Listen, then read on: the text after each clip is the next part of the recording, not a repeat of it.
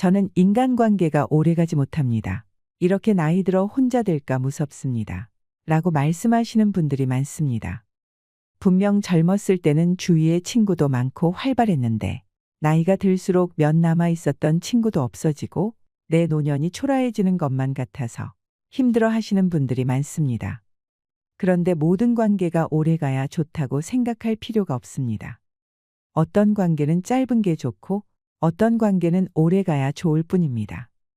예를 들어 분류는 짧을수록 좋고 결혼은 가능하면 길어야 좋겠지요.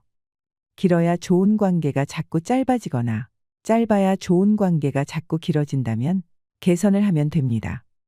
모든 사람을 만나 무조건 오래 간다면 인간관계가 너무 복잡해지고 새롭고 다양한 경험을 하기 힘들 것입니다. 인간관계는 오고 가야 하는 것입니다. 꽉 묶여 있으면 안 됩니다. 늙어서 외로울까 너무 걱정하지 마세요. 모든 인간은 혼자 왔다 혼자 가는 겁니다. 그런데 살다 보면 내가 이용당했구나. 이런 생각이 들 때가 있지 않나요? 어떻게든 나를 이용하려 드는 사람과는 인연을 이어가고 싶지 않을 것입니다. 젊을 때나 나이 들어서나 사람을 재며 무례한 행동을 일삼는 사람과 만나게 되면 내 정신 건강에 좋지 않지요. 그럴 때면 내가 만만한가 하는 생각도 들고 자책을 하는 경우도 있습니다. 이 나이에 이런 걸로 고민하고 있는 내 모습이 안쓰러워지기까지 합니다. 이런 사람들이 어떻게, 왜 나에게 다가올까 생각해 보셨나요? 착하거나 예민해서, 거절하는 것이 두려워서, 또는 다른 이유로 만만하게 보이는 경우가 있습니다. 그렇다면 어떻게 해야 만만하게 보지 못하는 사람이 될 수 있을까요? 이럴 때 우리는 어떻게 대처해야 할까요? 나이가 들어갈수록 인간관계에 대한 삶의 지혜가 중요합니다. 오늘은 노후에 만만하지 않은 사람이 되기 위한 인생 조언 6가지를 듣겠습니다. 직장에서 함께 일하는 동료 때문에 힘들다는 분이 있었습니다. 그 동료는 일을 굉장히 잘하고 인정받는 분인데 말을 할 때는 툭툭 던지듯이 해서 꼭 지적을 받는 기분이 들어 상처가 심하다고 합니다. 그런데 여러분, 여기 알이 토실토실하게 익은 밤송이가 있어요. 이 밤은 맛도 있지만 영양가도 높아서 누구든 먹고 싶어 합니다. 그런데 밤을 먹으려면 먼저 밤송이를 까야겠지요. 밤송이를 까려면 가시가 손을 자꾸 찌르게 돼요. 그러면 먹는 것을 포기하나요? 가시를 피해서 잘 까야 할까요? 밤 말고도 다른 먹을 것이 많으면 굳이 가시에 찔려가면서 밤을 까지 않아도 되고, 밤이 꼭 필요하면 가시에 찔리더라도 밤을 까야 합니다. 밤이 얼마나 맛있는데 왜 가시가 있을까? 가시가 없는 밤이 있으면 얼마나 좋을까? 이런 생각은 밤을 까는데 아무런 도움이 되지 않습니다. 밤이 내 입맛에 딱 맞고 꼭 먹어야 한다면 가시에 찔리지 않도록 조치를 취해야겠죠. 밤을 까는 쉬운 방법을 연구해야 합니다. 그리고 가시가 있는 것은 좋은 것입니다. 가시가 없다면 다람쥐가 먼저 먹어버려서 남아있는 것이 없었을 것입니다. 인간관계도 밤송이 같은 것입니다. 그 중에서도 유독 가시가 많은 곰팡이 같은 독을 품고 있는 밤송이도 있습니다. 그런 밤송이는 굳이 힘들게 까서 먹을 필요가 없습니다. 이런 사람은 내 인생에서 훌을 털어버리시는 게 좋을 때가 있습니다. 여러 사연자의 얘기를 들어보면 착하고 마음 여린 사람일수록 상처를 더 받고 그 상처도 더 깊습니다. 그런데 그 착한 사람들은 자신이 약해서 바보 같아서 그렇다고 말합니다. 하지만 절대 그렇지 않습니다.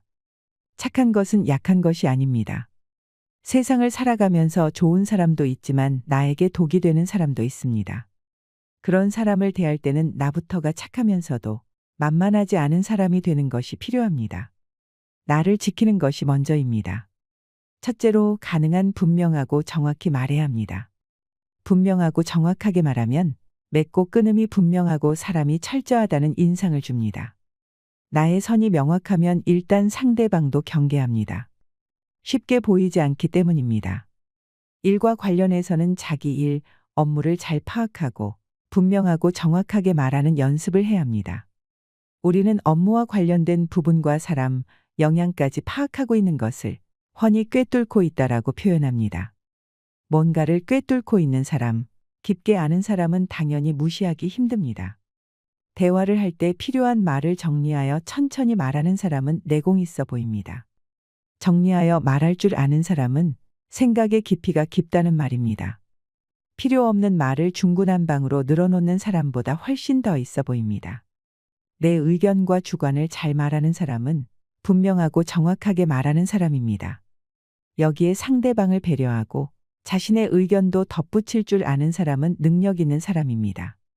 주위 사람으로부터 인정받고 존경받게 됩니다. 정확하게 말하면 여러 가지로 해석될 여지를 주지 않습니다. 그래서 발생하는 오해도 적습니다. 상대방에게 이용당할 빌미를 주지 않기에 함부로 대하기 힘들게 되죠. 빈틈이 없고 단단하다는 인상을 줍니다. 단단함의 이면에는 확신과 능력이 있다는 의미가 있어 상대방이 쉽게 보고 덤벼들지 않습니다. 단 여유 있고 느긋한 표정과 자세로 말하십시오. 얼굴에 당하지 않겠다는 인상이 가득하거나 제대로 해내지 못하고 실수할까봐 초조해할 필요는 없습니다. 어색하거나 익숙하지 않을 땐 그것이 말과 행동에 나타납니다. 숨기기 어렵더라도 계속 반복하면 여유와 힘이 생깁니다. 처음엔 누구나 실수합니다. 나이에 상관없이 몸에 익지 않으면 언제든 실수할 수 있습니다. 너무 개의치 마십시오.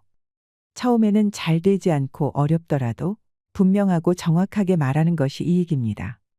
계속 자신의 행동을 일관성 있게 유지하면 무시당하지 않습니다.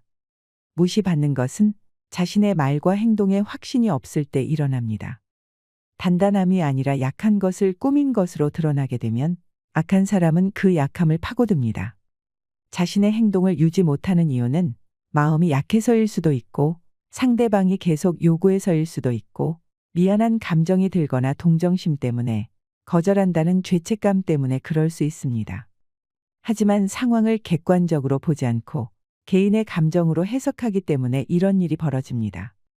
일과 감정을 구분 못하면 나의 인생에 큰 상처를 줄 수 있습니다. 식당에서 주문할 때 원하는 것을 물으면 아무거나라고 말하는 분들이 있습니다.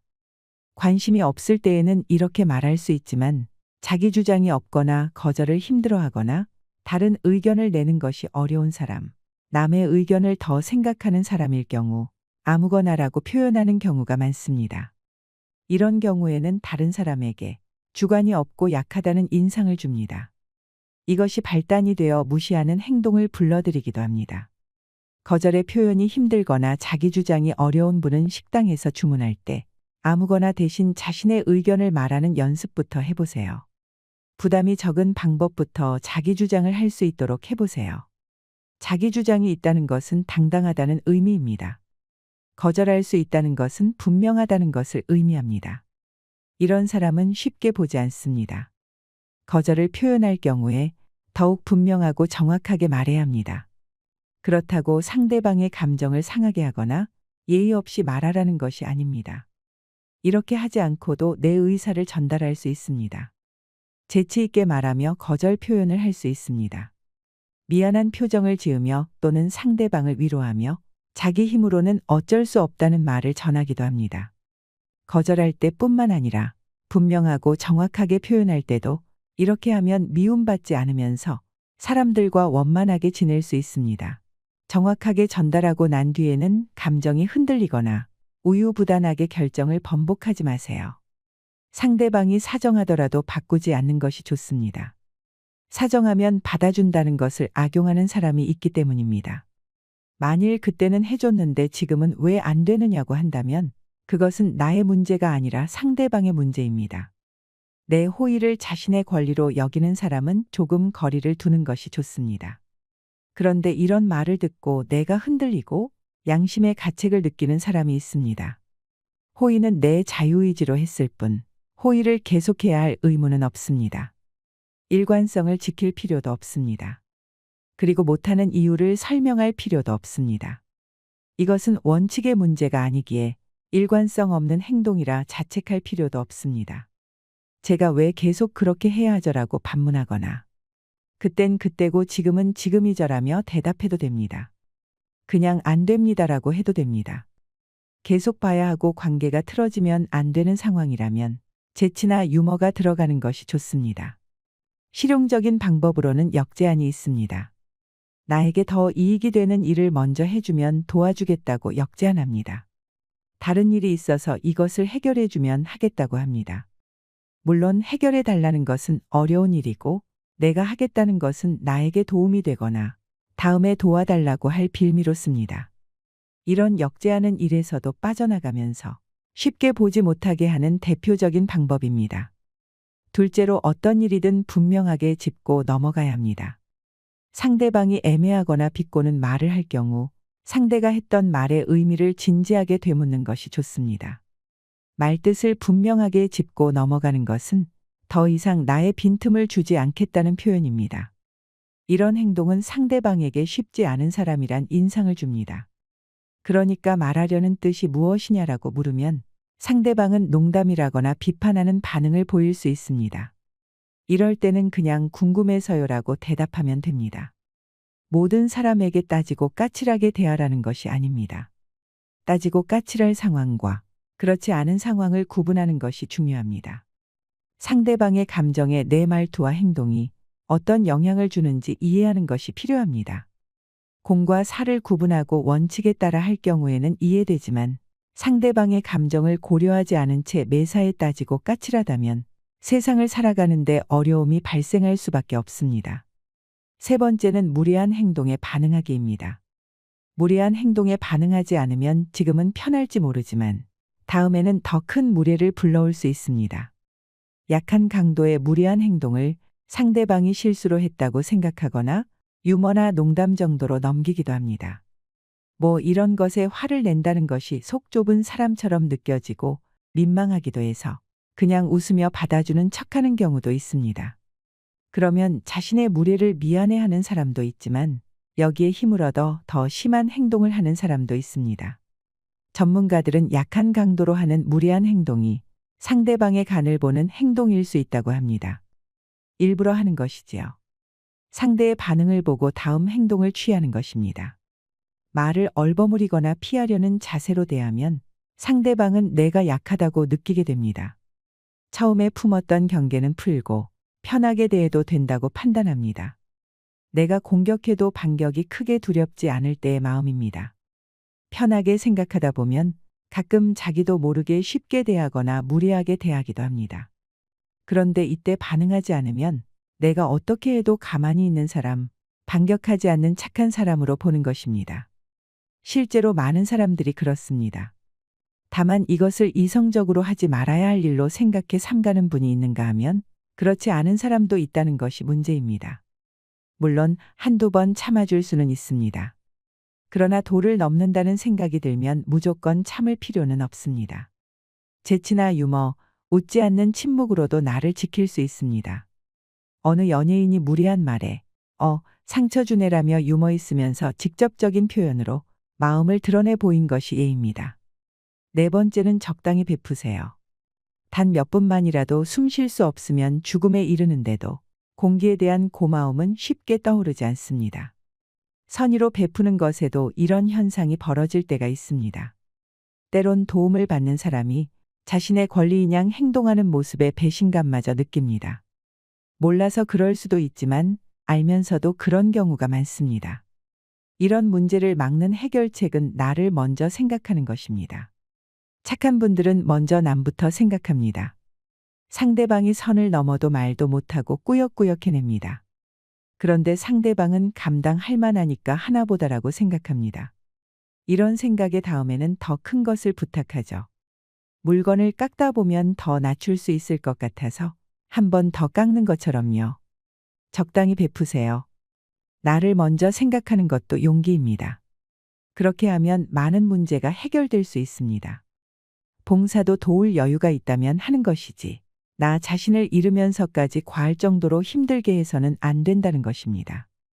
돕겠다는 이타적인 마음에서 출발했지만 고통으로 끝날 수도 있습니다. 내 능력과 생활, 가족까지 고려했을 때 가능하다면 돕는 것이고 힘들다면 베풀 수 없는 것입니다. 베풀지 않았다고 비난할 이유도 없고 상대방에게 미안해하거나 죄책감을 느낄 필요도 없습니다. 무리하게 베풀면 자신은 힘들고 지칩니다. 그러나 상대방은 당신이 말하지 않으면 그것을 모릅니다. 상대방을 탓할 수도 없는 것이 그런 결정은 내가 했기 때문입니다. 서로 만족하면서 나도 즐거우려면 자신만의 원칙을 세워 적당히 베푸는 것이 좋습니다. 그리고 안 되는 것에는 거절할 줄도 알아야 합니다. 5번째는 나 자신을 되돌아봐야 합니다. 만만한 사람이 된 근본적인 해결책을 찾으려면 나 자신을 알아야 합니다. 예민한 성격이거나 거절할 줄 모르는 성격일 때 다른 사람의 부탁을 들어주지 못했다는 것에 대한 죄책감이 원인이라면 이러한 해법이 있습니다. 긍정적이었던 경험을 자주 떠올리고 내가 가진 장점을 생각하셔야 합니다. 거절은 나를 여유롭게 하고 상대도 거절을 예상하고 했다는 점만 기억해도 편해질 수 있습니다. 어떤 일이 닥쳤을 때 두려움을 피하기만 해서는 안 되고 대처 방법을 세우는 것이 좋습니다. 나이가 들어갈수록 자기 존중감을 높이셔야 합니다. 내가 당당해져야 자신감도 생기고 주변 사람들에게도 존중받을 수 있습니다. 6번째는 재능과 잠재력을 키우세요. 사람은 누구나 잘하는 것이 있고 잘할 수 있는 능력이 있습니다. 이미 가지고 있는 재능과 잠재력으로도 충분히 자신감을 회복할 수 있습니다. 단점만 보는 것이 아니라 장점을 보면서 긍정적인 생각을 채우면 자신감도 높아집니다. 용기가 생깁니다. 자신감이 높아지고 당당해지면 만만하게 보이지 않게 됩니다. 저는 여기서 더 나아가야 한다고 생각합니다. 무엇이든 도전해보세요. 하고 싶은 걸 찾고 끊임없이 공부하세요. 도전하는 사람은 활동적이 됩니다. 성격에도 긍정적인 영향을 끼칩니다. 스트레스를 받더라도 풀 경로가 다양하게 생깁니다. 두려움을 마주할 용기가 생깁니다. 활동이 많아지면 시간 관리에도 신경 쓰게 되고 다양한 경험이 쌓입니다. 특히 은퇴 후에 익숙한 것만 하시면서 가만히 있지 말고 새로운 취미도 만들어 보시고 사회 구성원으로 적극적으로 활동하면서 다양한 기회를 가지시길 바랍니다.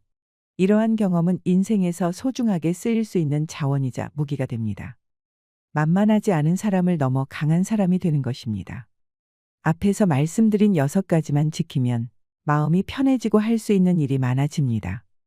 그것은 나의 좋은 기운을 빼앗는 사람으로부터 나 자신을 지키는 길이 될 것입니다. 사람에게 더 이상 상처받지 않는 깨달음의 시간이 되었길 바랍니다. 이상으로 시니어를 위한 모든 것. 시니어 연구소였습니다.